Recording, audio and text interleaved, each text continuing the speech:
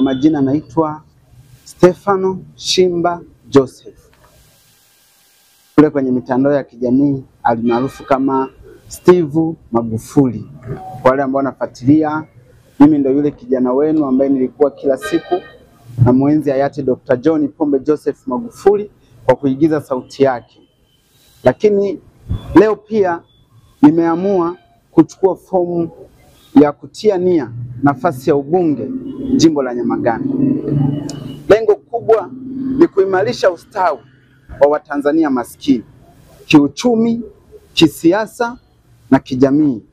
Mimi ni kijana na kitu ambacho kimeniinfluence zaidi ni mchango wa Mheshimiwa Rais wa Jamhuri ya Muungano wa Tanzania, Mheshimiwa Dr. Samia Hassan Suluhu, kwamba vijana tujitokeze kuchukua fomu na kuania nafasi mbalimbali, na yeye atakuwa nyuma yetu kama mama.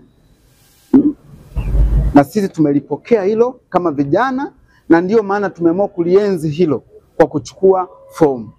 Uwezo ninao, nguvu ninazo, fikra na akili ya kuwasaidia Watanzania masikini ninazo. Mimi kila siku nawaambia kwenye mitandao ya kijamii, sio muda wa kulia, sio muda wa kukata tamaa, sio muda wa kugeuka na kuangalia nyuma. Ni muda wa kuamua na kusonga mbele kweli kweli. Kila kitu kinawezekana. Mwanafalsafa mmoja alikuwa anaitwa Martin Luther, pia alikuwa mpigania uhuru wa watu wote nchini Marekani.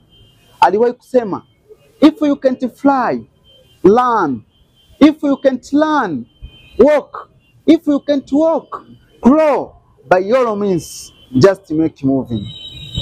By professional, mimi ni mwanasheria kutoka Chuo Kikuu cha Sauti Mwanza.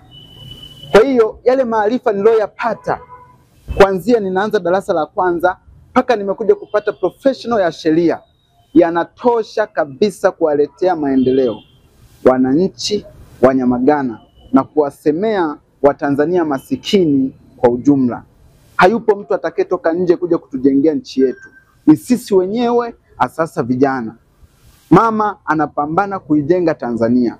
Atasaidiwa na nani? Watu wa kumsaidia ni sisi vijana. Tusirudi nyuma. Tusirudishe nyuma maono ya taifa letu. Tusirudishe nyuma maono ya waasisi wetu. Tusirudishe nyuma maono ya watu ambao wako tayari kupigania na kutetea maslahi ya taifa. Kwa sisi vijana tujitokeze kwa wingi, tukaungane na waasisi wetu,